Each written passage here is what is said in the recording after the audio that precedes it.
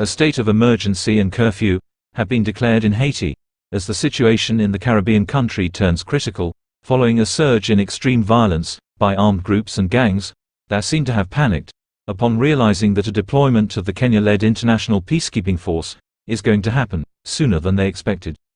The armed groups that have so far united to form a resistance against the current government that is led by Prime Minister Ariel Henry are trying all they can to carry out a coup d'état against the Prime Minister, and it's out of that desperate quest that they stormed 2 prisons in the country's Port-au-Prince city to set free all criminals behind bars, with hopes that they will join them in taking up arms against the government and the incoming peacekeeping force. It's even out of that desperation to woo the public, seek for public support and validation, that the gang's leader, Jimmy Barbecue Cherizier, who knows that his days are numbered, called on the Haitian police and military to take his side and betray the administration in place.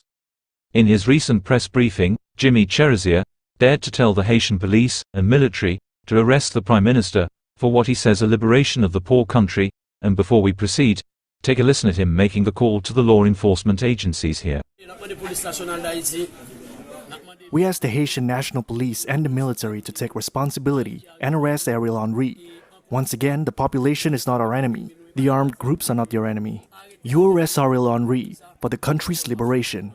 His desperate plea to the Haitian military and police came less than 48 hours after the Kenyan President William Ruto met the Haitian Prime Minister Ariel Henry in Nairobi on the Thursday of February 29, 2024, and pledged to make the experience of the Kenyan police officers available to Haiti after signing a deal that eliminated the legal constraints preventing the deployment of Kenyan police and other international forces from happening.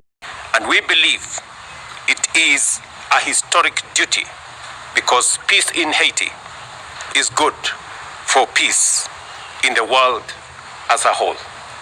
And therefore, Mr. Prime Minister, you have my commitment, that of the government of people, and the solidarity of the people of Kenya as we engage in this mission. And I want to promise you that we will not delay. We will be there at the earliest opportunity that is possible. We are facing a situation where young kids couldn't go to school.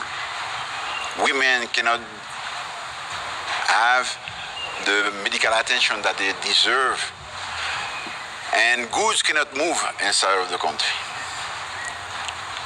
We did this appeal, and you step up and you said, we want to help Haiti.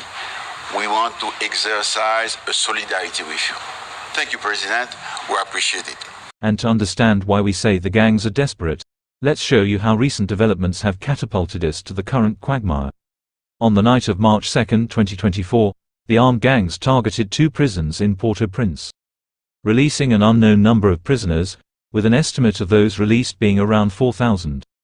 And some of those released being convicts that were involved in the 2021 assassination of President Jovenel Moise, and during that siege at the prisons, on that Saturday night of March 2, these former members of the Colombian military that were behind bars, in connection to the assassination of President Moise, called out for help, saying they were fearing for their lives, since the police were warning of indiscriminate massacre of prisoners.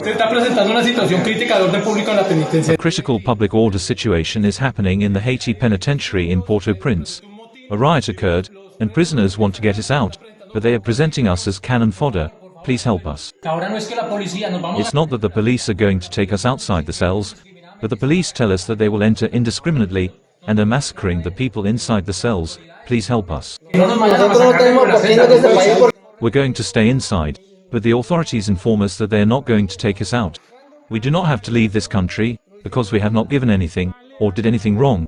Here we are, assuring you that we did not make a deal.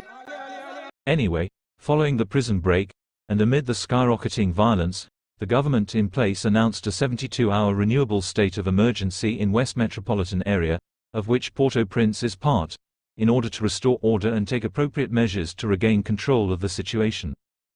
The government also declared a curfew throughout this territory, between 6 in the evening and 5 in the morning, starting on the Monday of March 4, but this measure did not apply to law enforcement officers on duty, firefighters, ambulance drivers, health personnel, and duly identified journalists. Consequently, The communiqué read that police are ordered to use all legal means necessary and at their disposal to enforce the curfew and apprehend all offenders. The state of emergency declaration came amid an increasing number of travel advisories being issued by foreign countries, led by the United States and France, which have been closely monitoring the situation, and amid people fleeing Port-au-Prince, as the US-trained and funded police force stands down after the slaughter of police officers in Bon Repos, and the stand-down appears to send a message that the impending foreign intervention is welcome. And courtesy of the violence, some international airlines have started cancelling flights to Haiti, particularly Port-au-Prince, over uncertainties of how the situation in the country will unfold. Anyway, do you think that the Kenya-led international peacekeeping mission will solve the Haiti gang violence issue once and for all? Leave your thoughts on this below, and don't forget to subscribe before leaving.